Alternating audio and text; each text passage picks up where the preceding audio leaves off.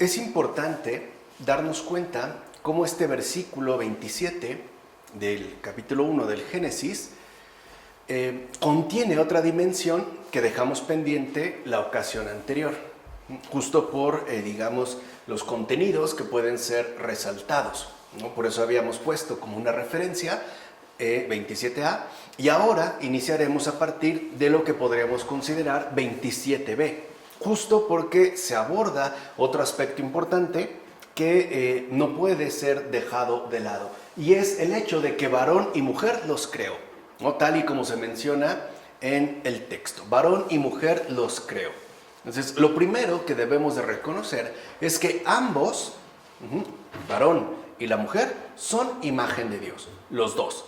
O sea, ahí ya se les pone en una igualdad exacta de condición. Por eso hay una conjunción, varón y mujer los creó. Y por el simple hecho de que es Dios quien los creó, a los dos poseen ciertamente esta dignidad destacada. O sea, ambos son imágenes de Dios. Así pues, examinemos con cuidado estas expresiones y descubriremos que una cosa es haber sido hecho a imagen y otra lo que se muestra ahora en la miseria. O sea, en el caso de nuestra constitución humana, evidentemente hay un antes y un después. O como diría San Pablo, hay un hombre viejo y un hombre nuevo. Así como hay una mujer vieja y una mujer nueva. Dice la Escritura, Dios hizo al hombre, lo hizo a imagen de Dios. La creación de aquello que ha sido hecho a imagen ha alcanzado ya el fin. Después la Escritura prosigue el relato de la creación y dice, los hizo varón y mujer. Esto significa que el ser humano, entiéndase, la persona, cuando hablamos de persona, estamos hablando de la constitución humana como tal. Y por ende, cuando hablamos de persona, estamos hablando de varón y mujer. Por eso este padre de la iglesia afirma que cuando se nos dice, los hizo varón y mujer, esto significa que el ser humano, o sea, la persona, está dado en dos sexos. De hecho, la persona humana, el ser humano, está dado a partir de dos sexos, varón y mujer. Así pues, de cierto modo, hay una doble creación de nuestra naturaleza. O sea, nuestra naturaleza está dada en dos formas distintas, masculina y femenina. Es decir, aquella que nos hace a los dos semejantes a la divinidad y aquella que establece la distinción entre los sexos, como afirma Gregorio de Nisa en Sobre la creación del hombre. Y tiene razón. O sea, en primer lugar, Dios nos crea ciertamente en base a una misma naturaleza, o sea, aquella que refleja la imagen y semejanza de su respectiva divinidad. Y no obstante, a pesar de que provenimos y compartimos, tanto hombres como mujeres, la misma naturaleza, repito, basada en la imagen y la semejanza de Dios, no obstante, también tenemos una naturaleza establecida a partir de la distinción de los sexos. O sea, somos lo mismo y no lo mismo. O, por utilizar esta luminosa expresión de Michel Henry, eso mismo que es lo otro, que puede ser aplicado indistintamente tanto al varón como a la mujer. Entonces tenemos una naturaleza idéntica, pero al mismo tiempo una distinción particular. Somos una persona, pues, en dos sexos, para que se entienda bien. Cuando hablamos de lo humano, del ser humano, estamos hablando de una sola persona en dos sexos. Tenemos, pues, esta distinción. Con esto se va a dejar en claro lo siguiente, que somos diferentes a la naturaleza misma de Dios, porque Dios no es compuesto. Nosotros sí. Nosotros estamos compuestos a partir de esta distinción de los dos sexos. Dios no. O sea, aunque hayamos sido hechos a imagen y semejanza suya, somos distintos. Para empezar, evidentemente porque somos criaturas, o sea, hechos por Él. Y en segundo lugar, porque esta misma constitución creatural, nos aporta una diferencia que no puede ser dejado de lado. No obstante, al decir varón y mujer los creo, también se va a afirmar algo importante, a saber, que nuestro hombre interior, fíjense, esto es dentro, digamos, de la fisonomía visible, ¿no? Lo exterior. Pero también con esto se afirma que nuestro hombre interior, o sea, nuestra humanidad interior, consta de espíritu y alma. O sea, nosotros también estamos constituidos por un varón y una mujer interior. Se dice hombre, varón, al espíritu, y el alma puede llamarse mujer.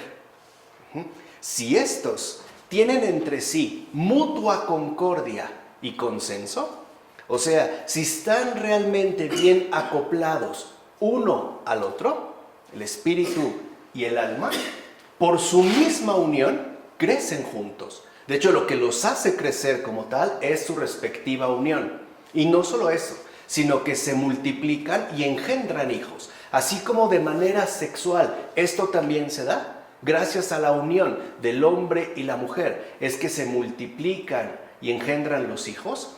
También al nivel interior, o sea, al nivel invisible, cuando el espíritu y el alma están dados a partir de una conjunción unitiva de concordia, entonces se multiplican y engendran también sus respectivos hijos, es decir, los buenos sentimientos, las ideas y todos los pensamientos útiles por medio de los cuales llenan la tierra y la dominan, como menciona Orígenes en sus homilías sobre el Génesis. Entonces veamos que aquello que se nos dice, por ejemplo, en este versículo del Génesis, que es el versículo 27, nos está hablando tanto del exterior como de lo interior. Así pues, somos una persona en dos sexos y al mismo tiempo somos un ser humano con dos distinciones distintas llamadas a unirse, el espíritu y el alma. Y es esto justamente, en sentido espiritual, lo que va a anticipar la reproducción humanamente sexual. O sea, antes pues, ¿no?, de los hijos materiales, de los hijos aparecidos por procreación sexual, está la fecundidad de los buenos sentimientos. O sea, la fecundidad espiritual, dada a partir de la unión y concordia entre el espíritu y el alma. Es pues, gracias a esta dimensión espiritual que igualmente nos ha sido concedida, que después habrá también una reproducción humanamente sexual. O sea, vemos cómo entonces la Escritura nos insiste una y otra vez, de hecho podemos decir a cada momento, que primero está lo que no vemos y de ahí se da lo que sí vemos. ¿Se entiende? Esto en varón y mujer los creo. Antes pues, fíjense, de la reproducción está la bendición. Antes de la reproducción está la bendición, que es la que el Señor pronuncia. Creced y multiplicaos y llenad la tierra.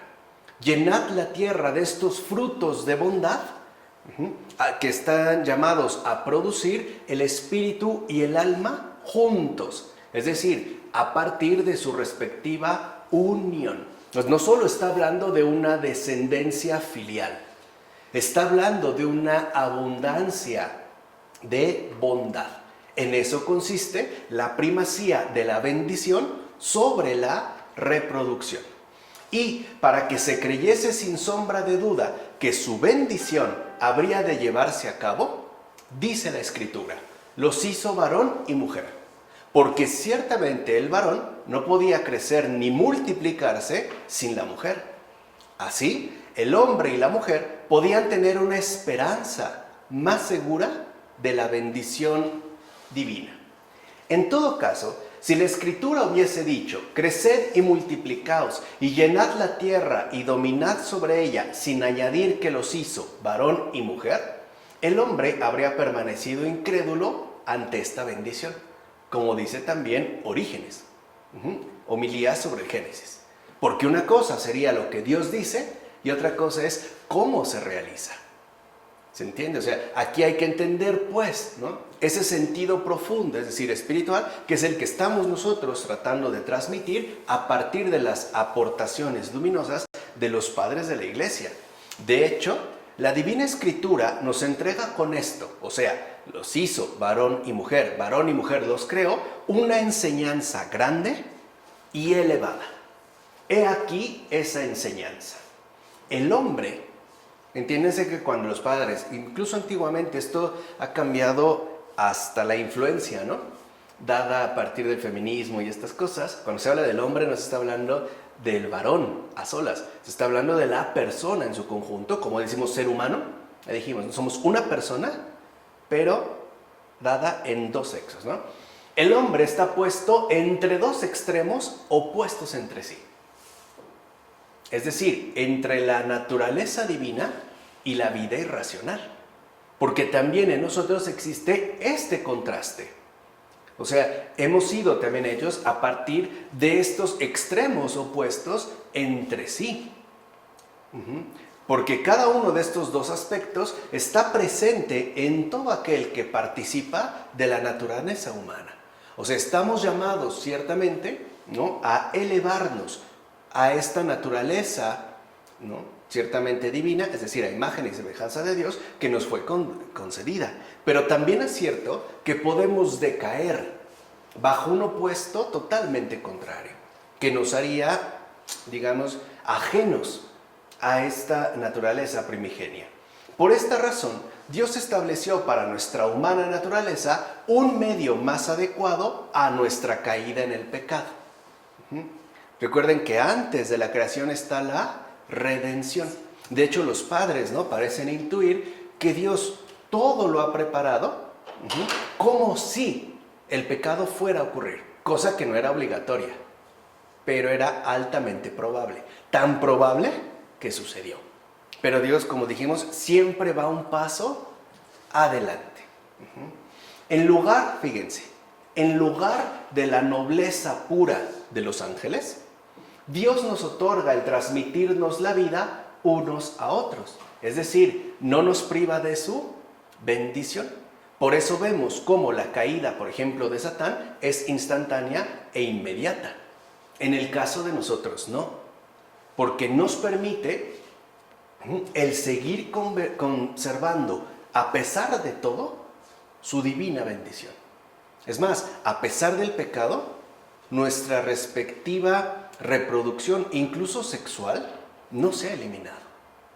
Es más, por eso nosotros vemos cómo a pesar de que una persona puede ser, a lo mejor, ¿no?, juzgada de no apropiada, puede darse el caso de que tenga hijos. O a veces no entendemos por qué fulano de tal o sutano de tal tiene tantos hijos, ¿no?, cuando es de tal y cual manera. Bueno, no es por él. Es porque esta bendición no se anula. Eso es lo que insiste Gregorio de Niza en Sobre la creación del hombre. De hecho, después de la caída, o sea, de la desobediencia, y por tanto, después de rechazar el paraíso, es que tendrá comienzo lo relativo a las relaciones sexuales. Y esto hay que entenderlo bien, porque a veces, ¿no?, se ha malinterpretado esta cuestión, como si la sexualidad, ¿no?, el sexo en sí, los genitales, fueran algo de entrada pecaminoso, o algo ajeno a nuestra primera constitución. Y no. Antes de la desobediencia se imitaba la vida de los ángeles, y por eso no se mencionaron en ningún momento dichas relaciones. ¿Cómo podía haberlas si no estaban sujetos a las necesidades del cuerpo?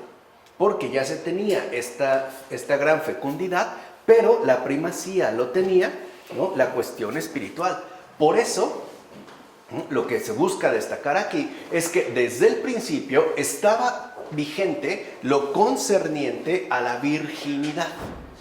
Digamos que esto era lo primario. De hecho, San Juan Crisóstomo dirá justo en su tratado sobre la virginidad que en el caso de una viuda era importante mantener esa misma condición de viudez.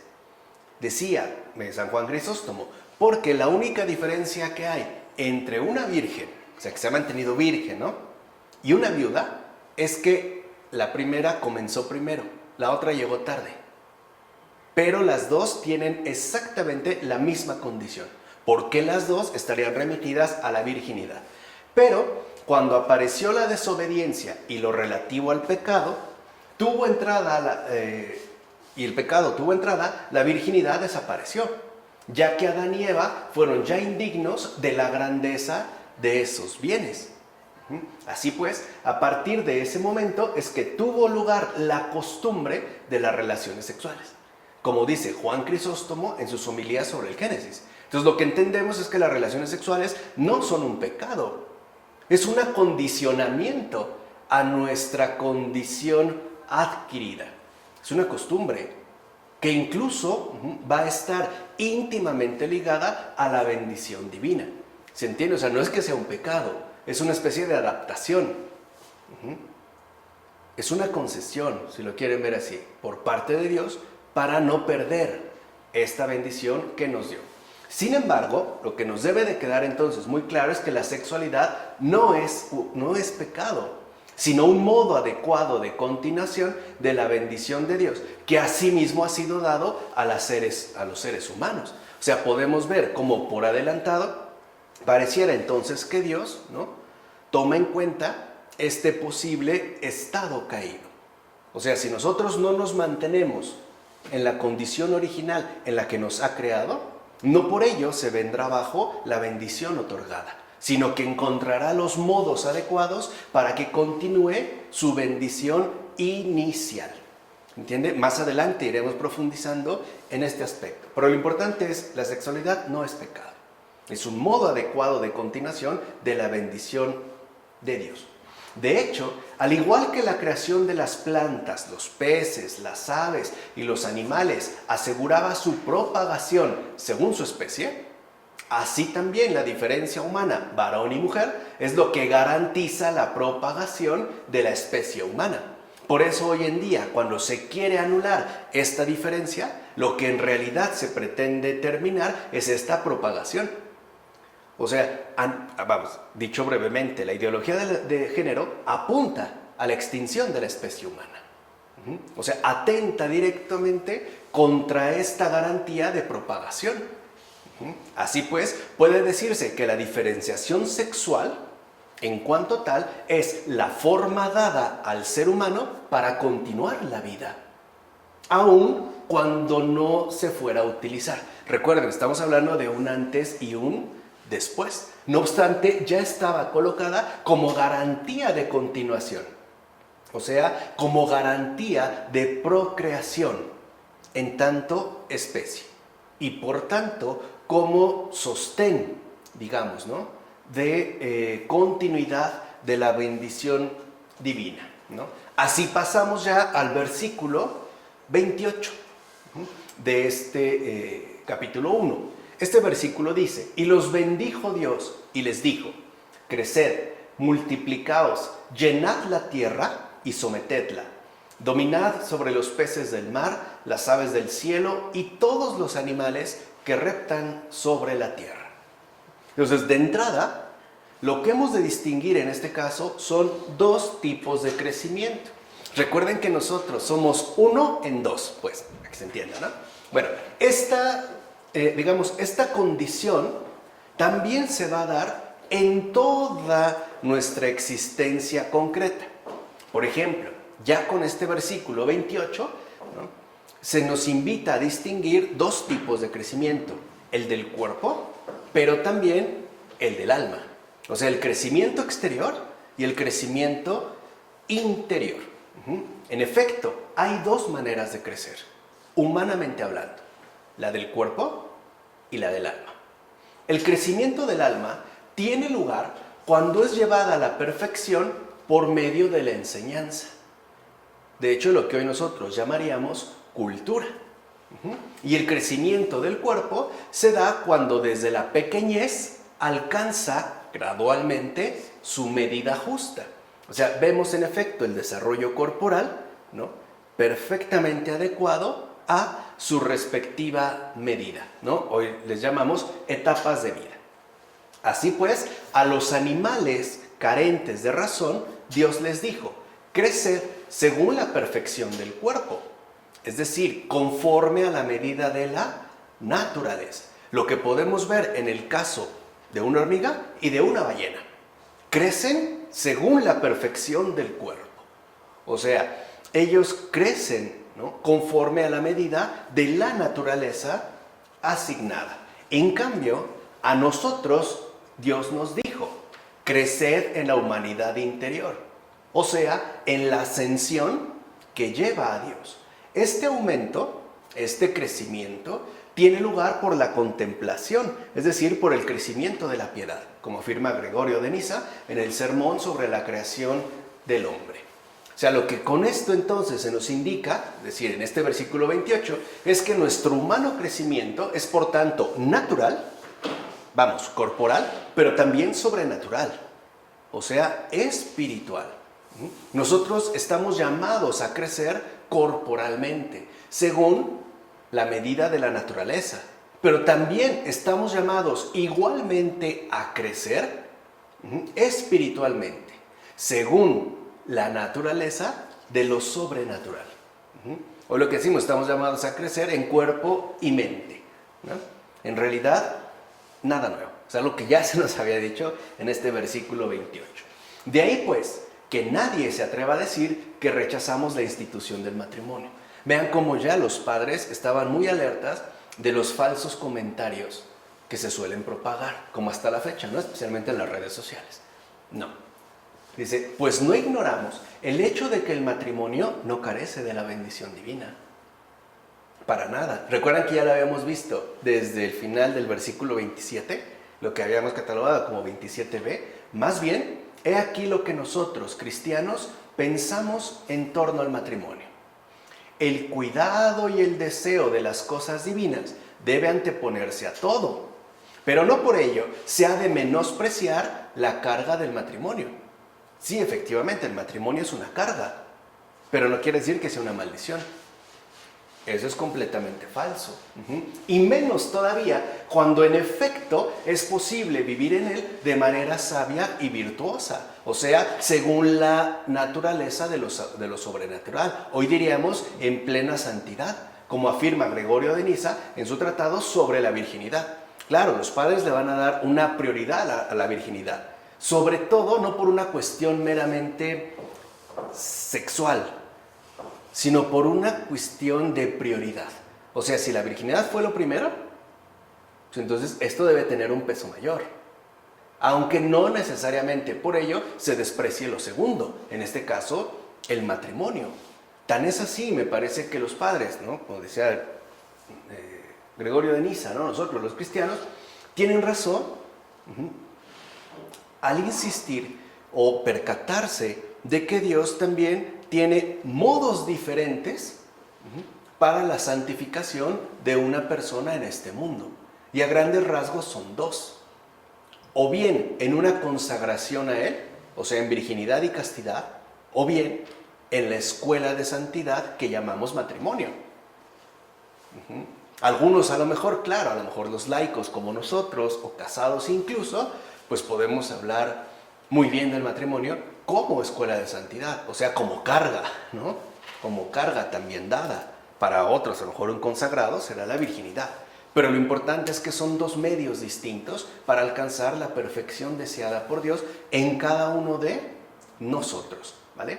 Ahora bien, debemos tener claro lo siguiente. El crecimiento y la multiplicación humanas son en primer lugar espirituales y después también lo van a ser corporales. O sea, lo que vemos aquí es que entonces Dios mismo, ¿no?, a través de lo primero, o sea, a través del crecimiento espiritual, de la fecundidad interior, es que se va a bendecir lo segundo. O sea, en este caso también la multiplicación corporal. O sea, si lo tratáramos de aterrizar más a estos tiempos, podríamos decir que es gracias, pues, a la vida espiritual que se santifica también la procreación sexual. Van, pues, de la mano. Es lo que mencionaba en su momento Fabrice Ayash. No sé si lo recuerdan, cuando dijo, él también es casado, ¿no?, el que no quería tener hijos y ahorita creo que tiene como 8. Para llegar al cielo, primero tengo que acostarme bien con mi esposa. Es esto, ahí está la confirmación de lo primero. ¿no? Hay una, pues gracias a lo primero, a lo espiritual, que también se va a bendecir entonces lo segundo. De hecho, aunque la verdadera fecundidad humana es espiritual, no olvidemos que aún no existían los hijos cuando cayeron los primeros padres.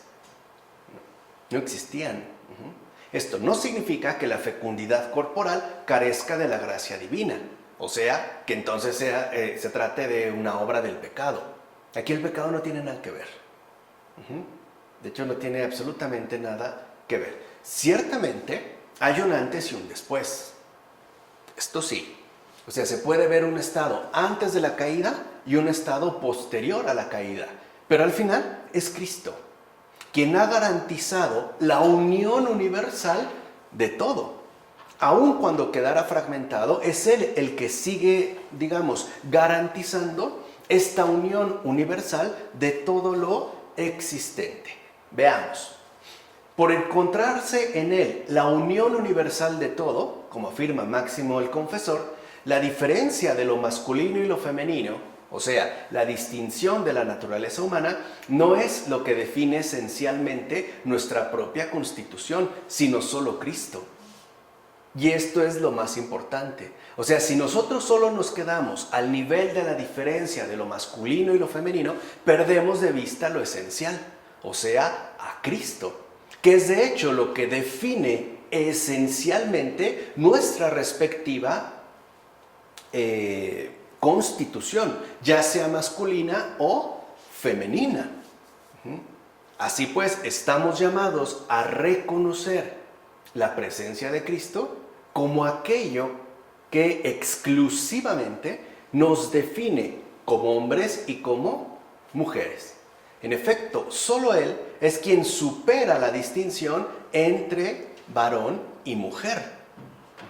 Es pues su verdadera unión. Por eso también se da el caso del matrimonio. Porque para un hombre y una mujer a solas, por decirlo de esta manera, esa distinción siempre va a resultar un obstáculo inseparable. Tan es así que hoy es muy fácil decir que ya se dieron cuenta que son incompatibles, como si no lo hubieran sido desde siempre. O sea, no se está diciendo nada relevante. No es que no nos entendemos, pues es que no. Pues eso tampoco se trata de un gran descubrimiento. Uno se casa para poder acceder a esa fuente de unión que no defrauda, la verdadera unión. O sea, no es un mero compromiso social. Es reconocer quién define esencialmente nuestra propia constitución. Ahora bien, si se preguntara por qué ha sido convenida esta divina ayuda, probablemente ninguna otra cosa encontraríamos a no ser la generación de los hijos. En efecto, así como la tierra es una ayuda, un sustento para la semilla, pues de una y otra es que nacen las plantas, de igual manera no desapareció el sustento de la bendición de Dios, que es Cristo, después del pecado. O sea, lo que quiero que vean es que aparece el pecado, sí, pero eso no hace desaparecer la bendición de Dios, o sea, lo primero. Esta bendición, este bendito sustento, es la que en la actualidad conserva la tierra poblada de seres humanos.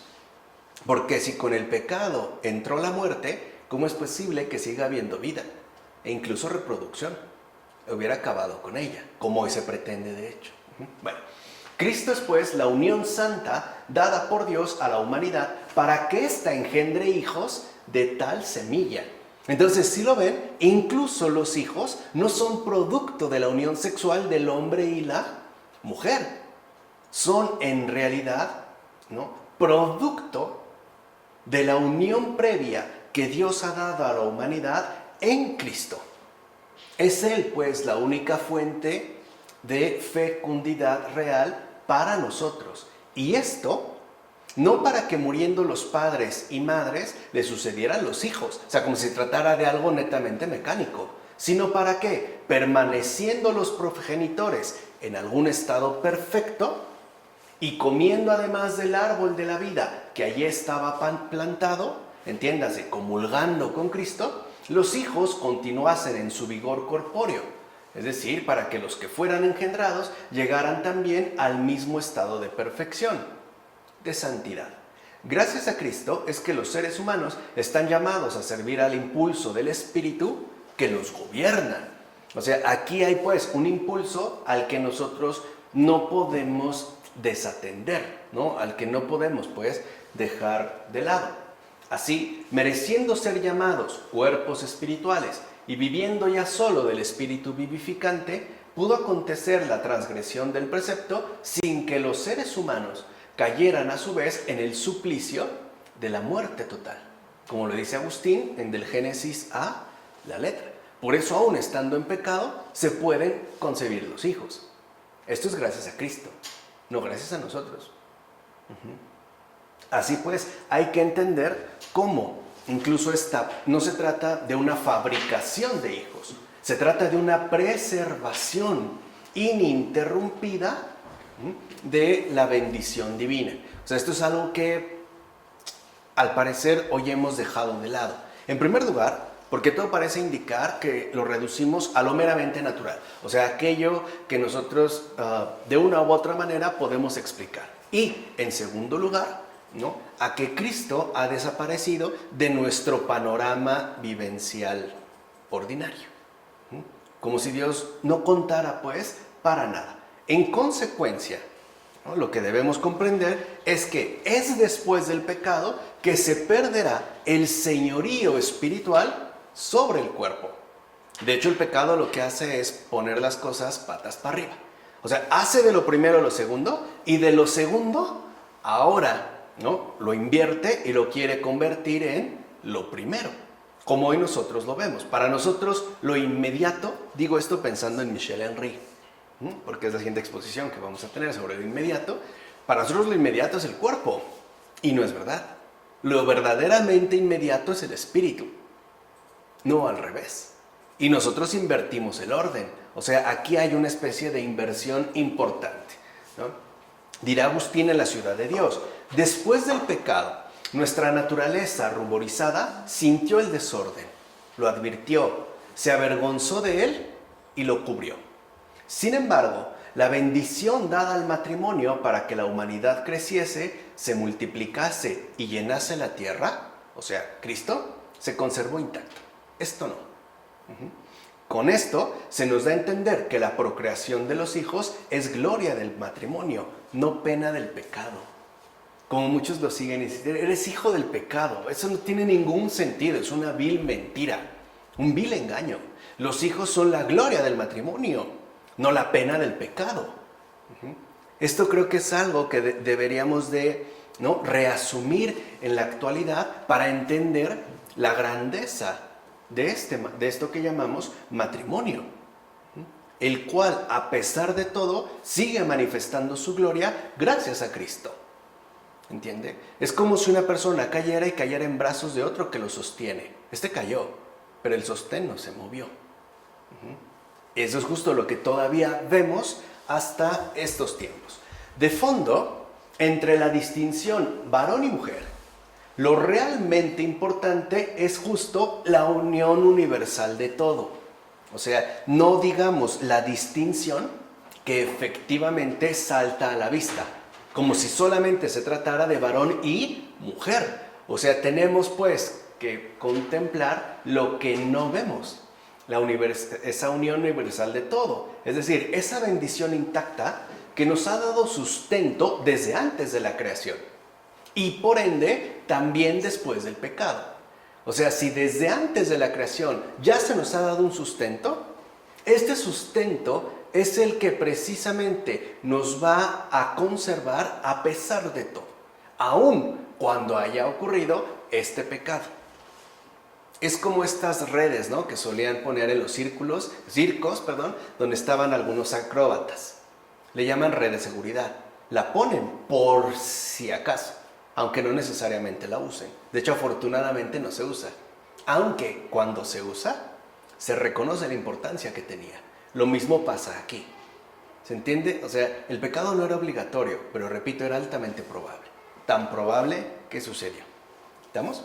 Entonces, aquí lo fundamental no está en la constitución de lo que para nosotros aparece como inmediato, varón y mujer, sino en aquello que de hecho garantiza su respectiva unión, o sea, en Cristo.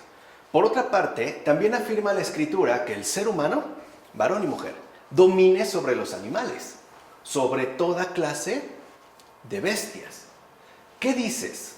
¿Que tengo yo bestias en mi interior? Sí, tienes miles, una multitud innumerable de bestias. Y no pienses que es un insulto esto que se ha dicho. ¿O acaso no es una bestia feroz la ira cuando ladra en tu corazón? ¿Acaso no es la ira más cruel que un perro? ¿O acaso el engaño que anida en tu corazón no es más cruel que un oso traicionero? ¿No es la hipocresía una terrible fiera?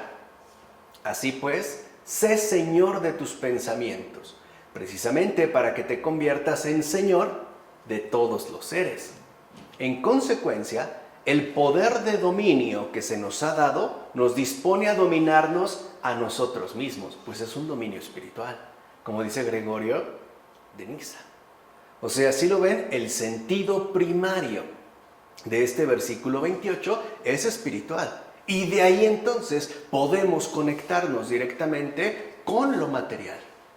¿Se entiende? O sea, también nosotros estamos llamados a ejercitar este poder de dominio que se nos ha dado. El hecho de someter todas las fieras que puedan aparecer dentro de nuestra propia constitución. Ahora bien, puesto que la vida de los animales irracionales vino a este mundo antes que el ser humano, ya están pues antes que nosotros, estos también le han comunicado algo de su propia existencia. Y por eso el ser humano tiene en común con ellos otros rasgos de su naturaleza animal. O sea, lo que dijimos, hay un parentesco. Incluso como hoy lo vemos.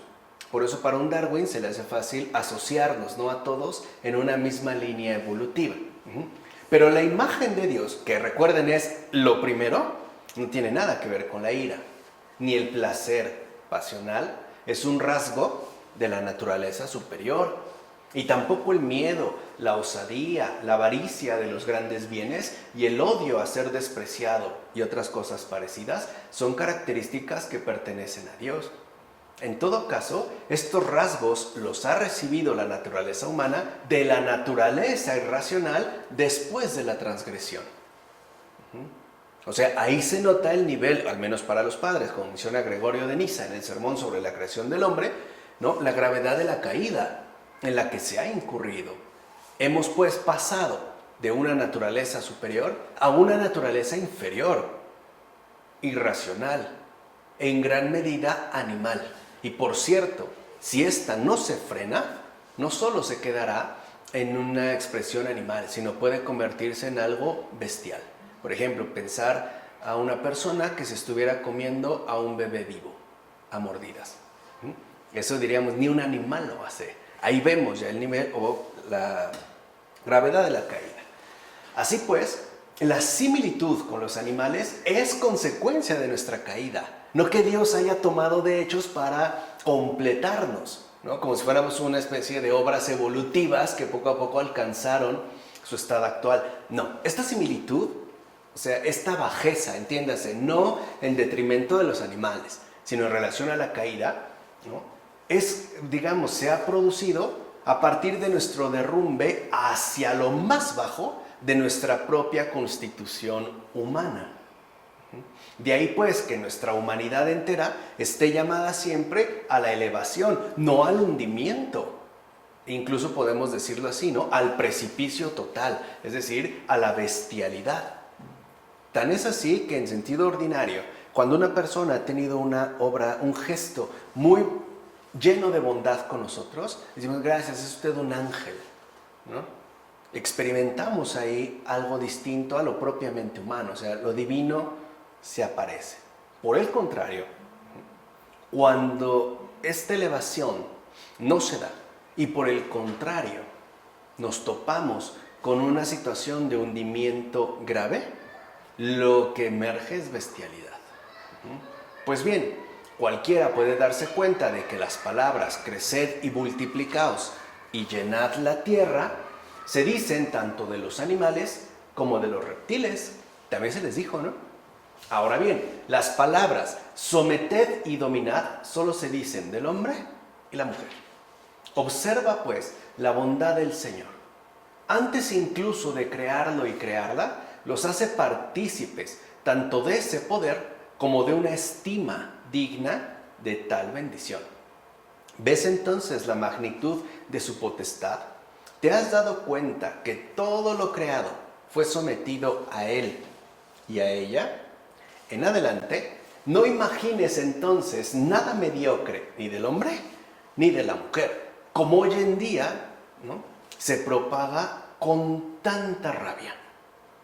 Denigrar al hombre y a la mujer de cualquier modo posible, considerándolos incluso los peores seres que han poblado este planeta, ¿no? Quienes abogan por la extinción humana intensiva, moderada o total. Antes bien, reflexiona seriamente la magnitud de su estima, es decir, en el inmenso amor que les ha tenido el Señor, es decir, Dios mismo, y asómbrate de su inenarrable benevolencia, como afirma Juan Crisóstomo en sus homilías sobre el Génesis.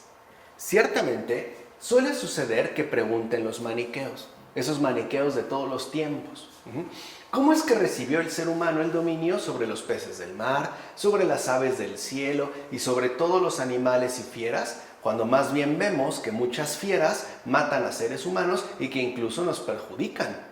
Por ejemplo, las aves que deseamos espantar de los cultivos y que muchas veces ni siquiera podemos, como muchos podrían llegar a suponer hoy. Así pues, ¿cómo hemos recibido el dominio sobre ellas? Esa es la pregunta de los maniqueos. Aquí, primeramente les diremos que se equivocan sobremanera los que después del pecado ponen los ojos en el ser humano, cuando precisamente por pecar es que perdió aquella perfección inicial por la cual fue creado a imagen y semejanza de Dios. Es más, si esta pérdida se remite al dominio de los animales, debemos decir que aunque por la debilidad de su cuerpo puede ser matado un ser humano por muchas fieras, por ninguna de ellas es dominado. Ninguna, ¿eh? Aunque nos pueda matar un elefante, por ejemplo, no hay una manada de elefantes que hayan dominado a un grupo de seres humanos, aun cuando se les case indiscriminadamente.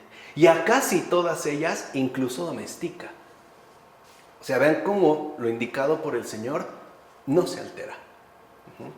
Aun cuando veamos cambios en su respectiva realización, la indicación divina no se cambia, como dice Agustín en el Génesis contra los maniqueos. O cuando hemos visto una jauría de lobos que haya sometido a ya no voy a decir a un pueblo, a un grupo de personas extraviadas en un bosque. ¿Los pueden matar, devorar? Sí, pero no los pueden dominar ni someter.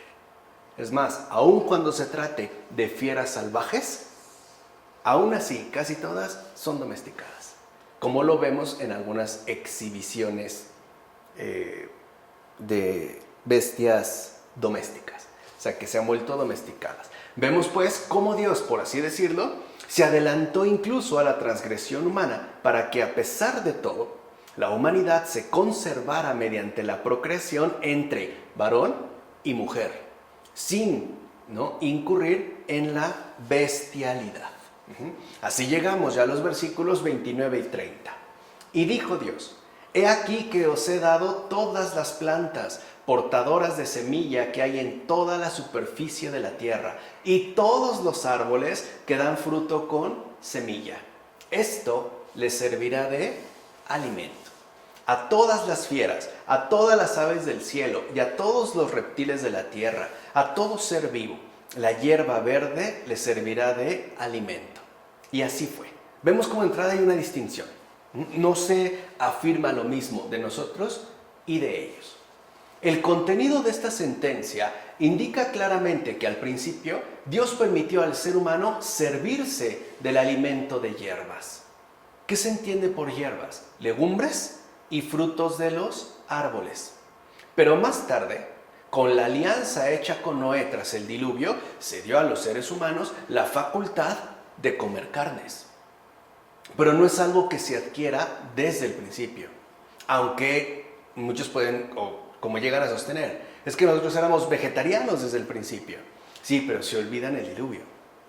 De ahí hubo un recomienzo de la humanidad en su conjunto, la cual por concesión de Dios se dio ya también a partir de la ingesta de carnes, como menciona Orígenes, pero en el principio no. Es decir, antes del pecado. Así pues, queda claro que el primer alimento para los seres humanos consistió en productos y frutos de los árboles. Ya dijimos, todas las legumbres y todos los frutos de los árboles. Ahora bien, el pecado es el que trajo consigo el uso de otros alimentos. De hecho, la condición de la conciencia es indicada por la postura de su mismo cuerpo. En efecto, mientras los seres humanos son conscientes del bien, la inocencia los eleva a las cosas de arriba, es decir, a los alimentos de los árboles. No obstante, una vez cometido el delito, este arroja a los seres humanos a conseguir los alimentos solo del suelo, es decir, según las cosas de abajo. Luego vino ya la utilización de la carne animal, como dice Novaciano en Sobre los alimentos judíos. Entonces, el hecho de que se dé la indicación de comer de todos los frutos de los árboles es porque quiere decir que el alimento recibido, en primer lugar, es aquello que viene de lo alto, aquello que eleva el corazón, aquello pues que nos ofrece Dios mismo, no lo que se encuentra ubicado por debajo de nosotros, según las cosas de abajo. O sea que nuestra alimentación es una antes del pecado y otra después de ya cometido. Acuérdense, no podemos hacer una especie de sucesión ininterrumpida. Hay claramente un antes y un después. Por otra parte, es cierto que también observamos que muchos animales no se alimentan de frutos. ¿Qué frutos tiene la pantera para alimentarse? ¿O qué fruto puede hacer fuerte al león? Ellos, sin embargo, cuando estaban sometidos a la ley de la naturaleza, se alimentaban también de frutos. Pero cuando el ser humano erró y traspasó los límites que le habían sido impuestos, viendo el Señor tras el diluvio que los hombres se habían vuelto incluso contumaces, les permitió comer toda clase de frutos. Es decir, les permitió comer todas estas cosas como si fueran plantas cultivadas. Con este permiso, el resto de los animales recibió también licencia. Desde entonces, el león se volvió carnívoro y los buitres ansiosos de cadáveres, pues los buitres recién nacidos aún no sobrevolaban la tierra buscando cadáveres. No hay muerte.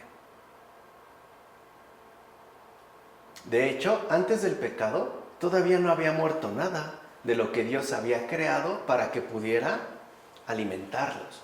Y tampoco la naturaleza había sido desgarrada. Cada cosa estaba aún floreciente.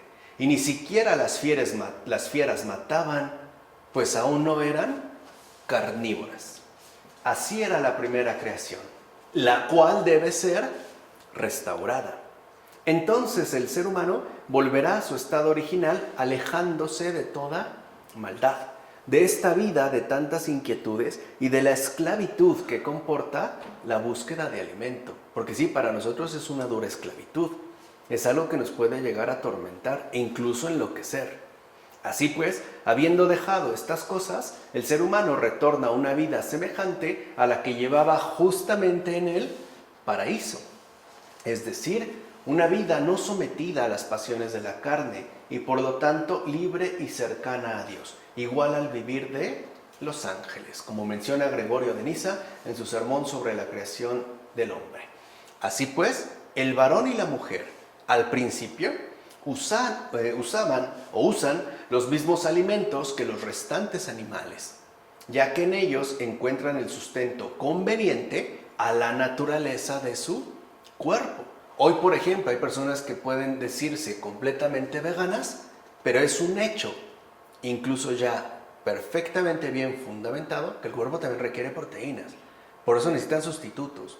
Y al final, la proteína vegetal, por ejemplo la soya, no compensa la falta de la proteína animal. La puede más o menos intentar sustituir, pero en realidad no la compensa. Es más, hay productos que nosotros, ya netamente vegetales, sobre todo granos, que no logramos digerir. Incluso una lechuga. Por ejemplo, la ingesta de mucha lechuga nos puede ser terriblemente perjudicial. Aunque digan, comer sano, sí, pero ¿qué tan conveniente es a la naturaleza de nuestro cuerpo después del pecado? Un cuerpo que, aunque en cierto sentido es inmortal, es también animal. Y por eso necesita tanto del alimento para no perecer de inanición, como del árbol de la vida para no morir de vejez. En todo caso, lo que de ninguna manera se puede imaginar es que en aquel vergel de plena felicidad la carne luchase contra el espíritu y el espíritu luchase contra la carne. O sea, lo que no podemos suponer es que las cosas eran ya como hoy sí son. Cierto es que en el Edén no existía la concupiscencia, aunque en aquel estado de vida sí existía cuanto era necesario para el sustento de todos los miembros del cuerpo. Es decir, todo lo necesario para que pudiera realizar sus respectivas funciones, pero eso sí, sin ningún movimiento concupisciente, como menciona Agustín en su réplica a Juliano. Pasamos pues al versículo 31. Y vio Dios todo lo que había hecho. Y he aquí que era muy bueno. Hubo tarde y hubo mañana, día sexto. Toda la creación en su conjunto, y no solo en cada una de sus partes, es aclamada como muy buena. Y notemos algo importante. De hecho, muy buena, o sea, se trata de la séptima exclamación de Dios, que conjuga y resume absolutamente todo. ¿Cómo es todo? Absolutamente todo. En sus partes y en su conjunto, lo que Dios ha hecho, muy bueno. No solo bueno, es muy bueno. A final de cuentas, con esta séptima exclamación de Dios, se deja en claro que en el mundo que Él ha hecho no hay nada malo. Nada. Pues todo es bueno y bello. En efecto, cuando Dios habla de todas las cosas que ha hecho, era poco decir que eran buenas. Y por eso añadió muy. De hecho, si las obras de Dios son consideradas una por una, ¿no? Con suma atención y prudencia, se halla que todas están formadas, cada una en su especie, con apropiadas medidas. Es decir, con formas exactas y orden espléndido. Si hasta la fecha nos puede sorprender cualquiera de estos, decía Chesterton, animales fantásticos que Dios ha creado. Desde una termita hasta un rinoceronte, una flor, un topo, una araña, etc. Pues bien, ¿cuánto más lo estarán entonces todas juntas? Si hay personas que se admiran de la perfección de una abeja o de la función que puede realizar un órgano, imagínense todas juntas. Esto es, el mismo universo que se constituye con la reunión de cada una en un todo. Porque toda hermosura que consta de partes es mucho más laudable en el todo que en la parte. Claro, imagínense si por ejemplo nos admiráramos de una abeja, ¿qué pasaría de todo el reino animal? Por no hablar ya, digamos, de todos los insectos. Vemos cómo se hace mucho más laudable, admirable. Justo como de hecho acontece también en el cuerpo humano. Agustín lo dice en del Génesis contra los maniqueos. A final de cuentas, todo lo creado encuentra su respectiva similitud en su creador. Nadie duda que Dios mismo es originariamente bueno. Cierto es que las realidades pueden decirse semejantes a Dios en muchos sentidos. Unas han sido creadas según la virtud y la sabiduría, precisamente porque en Dios está la virtud y la sabiduría increadas. Otras realidades son similares a Él solamente en cuanto que viven, porque Dios vive soberana y originalmente. Por eso las realidades que existen simplemente es decir, sin que vivan ni entiendan, también son buenas en su propio orden. Pues Dios es bueno sobre todas las cosas y por ende es por Él, por quien todas las cosas son buenas. Lo dice Agustín en sobre 83 diversas cuestiones. O sea, cuando Dios es muy bueno, nos invita a verle a Él en la realización dada, pero sin brincárnosla.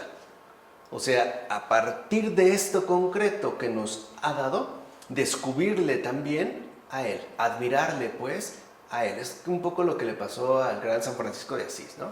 Cuando se ponía a llorar y se tapaba los oídos, gritándole a las flores, al pasto, que ya se callara, ¿no? Que le dejaran de gritar, qué bueno es Dios. Es esto justamente. Ahora bien, de las cosas buenas que existen en la naturaleza de la creación, y son verdaderamente buenas, tal y como el Señor dijo, se puede conocer al sumo y eterno bien. ¡Qué orden! ¡Qué disciplina! ¡Qué gran belleza! ¿Cuánta gente, aún sin ser creyente, no quiere morir porque este mundo le parece enormemente bello? ¿Cuánta gente queda admirada ante un paisaje? Ante el cañón aquí del sumidero, ante una cascada, ante una visión alpina, ante un atardecer en el océano. Ahí algo se percibe, ¿no? Con estas cosas, aunque se tenga una inteligencia ruda, ¿acaso no se nos incita a amar al propio Creador? Y si amamos a nuestros padres porque nos han engendrado, ¿cuánto más hemos entonces de amar al Creador de nuestros padres? O sea, a quien es nuestro propio Creador. La potencia creadora de Dios, aunque no se vea, se puede juzgar por sus obras. O sea que para nosotros, al que no vemos, lo podemos captar por lo que sí vemos. Es decir, por sus obras. Estas obras revelan a su artífice para que pueda al menos entender quien no es capaz de conocer. Al menos entender. Aunque, como decía Ambrosio en este caso sobre la oída del mundo, aunque sea de manera ruda, pero lo puede hacer. Ahora bien, cabe mencionar lo siguiente. El propio día en que fue creado el ser humano, es decir, el día sexto, posee su adecuada significación e importancia. ¿Ven cómo nada está de más? Todo dice mucho. Cada cosa expresa incluso demasiado. De hecho, el sexto día está relacionado con la sexta época del género humano. Que eso, si lo ven, es ya también como una extensión sumamente relevante. La Escritura subraya la perfección del número 6 al narrar cómo Dios en 6 días llevó a cumplimiento su obra. Y como ahí se afirma, en el sexto día fue creado el ser humano a imagen de Dios. Ciertamente, en la sexta época del género humano vino al mundo el Hijo de Dios y se hizo hombre para poder rehacer en nosotros esa imagen. O sea que ya desde el Génesis, ¿de quién se está hablando veladamente? De Jesús, de su encarnación. Así pues, en la actualidad nos encontramos en esta sexta época, ya sea que se distribuya en milenios de años cada periodo, o bien en espacios de tiempo históricos cuya real profundidad no son recordados en las Santas Escrituras. Recuerden, no se trata de una datación meramente cronológica, sino sobre todo de una indicación teológica. La primera edad correría desde Adán hasta Noé. La segunda llega hasta Abraham. Luego va desde Abraham hasta David, ¿no? Como lo ha mencionado precisamente la Escritura. Luego, desde David hasta el exilio de Babilonia y finalmente hasta el parto virginal. Estas edades suman 5. Por consiguiente, el nacimiento del Señor inaugura la sexta época, la cual se prolongará hasta el fin ignorado de todos los tiempos, como afirma Agustín en De la Santísima Trinidad. O sea, no es casual que hayamos sido creados al sexto día. pensando en la encarnación del Señor y por ende, en esa, digamos, época final, donde todo alcanza esa perfección querida por Dios. Recordemos pues lo que hemos dicho. Estas edades mencionadas no son cronológicas, no es algo que uno obtiene sumando o haciendo cálculos más o menos numéricos, sino que son sobre todo teológicas. Así, una vez hecha la luz, se contabilizan los días primero, segundo y tercero, y así hasta el día séptimo, el último día, en el que las cosas creadas se dividieron y diferenciaron, ciertamente ordenadas y formadas por razones, esos logoi, inexpresables. Todas estas cosas no fueron producidas instantáneamente, sino que por aquel verbo omnipotente fue que tuvo su idea, es decir, su fundamento inicial, toda la creación. Por cierto, cuando los padres, por ejemplo en este caso Gregorio Nacianceno en sus discursos, hablan de idea, no está pensando en algo enteramente intelectual, algo psicologizado. Cuando hablan de la idea, están pensando de ese fundamento que respalda y sustenta todo lo demás. No hay pues que extrañarse de que el ser humano fuera creado en último lugar, pues lo creó la mano de Dios y a su imagen. Primero, vean qué bonita imagen, ¿no? Primero, había construido como un rey el palacio. Y entonces, una vez preparado todo, introdujo al ser humano procesionalmente como rey. O sea, todo lo está pensando precisamente para este rey, que es, además dijimos, dos: humano, o sea, verdadero hombre, y después también igual verdadero hombre, pero además verdadero Dios. Primero prepara todo y entonces ya viene, ¿no?, esta presencia. Ciertamente, la mano todopoderosa de Dios y su sabiduría infinita no tenían dificultad para crearlo todo en un solo día. ¿Pero qué digo en un solo día? Pues podía hacerlo todo en un momento, al instante. Pero no creó Dios nada de lo que existe para su provecho, pues no necesita de nada. Más bien, dio origen a todo como consecuencia de su benevolencia y amor. Por este motivo, crea de forma sucesiva y con ello nos proporciona una enseñanza clara de lo creado a través de la Escritura. ¿Justo para qué? Después de haberlo aprendido con exactitud, no cayéramos en el error de los que se mueven con meros razonamientos humanos, como afirma Juan Crisóstomo en sus homilías sobre el Génesis. Entonces no creamos que esto corresponde de manera exacta a nuestra humana datación o a nuestro humano modo de comprender las cosas. En este caso en particular, ¿no?, lo que se nos relata en estos versículos, sino para que nosotros entendamos ese sentido profundo que posee la Escritura y que de hecho no se ajusta, o mejor dicho, es tan grande que no se puede ceñir a nuestros meros razonamientos humanos. Tiene pues una extensión infinitamente mayor. Así pues, ya la siguiente ocasión, con esto terminamos finalmente el capítulo 1 en sus respectivos versículos, es decir, los que hemos finalmente recorrido. La siguiente ocasión vamos a dar inicio ya al capítulo 2, los versículos 1 a 3. Recuerden que, ¿no?, el título general que habíamos dado al principio es la creación, el inicio de la creación. Aquí el tema central que recorrerá, digamos, o que estará como presente de manera fundamental, es este hecho de que Dios descansa el séptimo día. ¿Qué significa esto? Ya lo iremos viendo la siguiente vez. En nombre del Padre, del Hijo, del Espíritu Santo. Amén.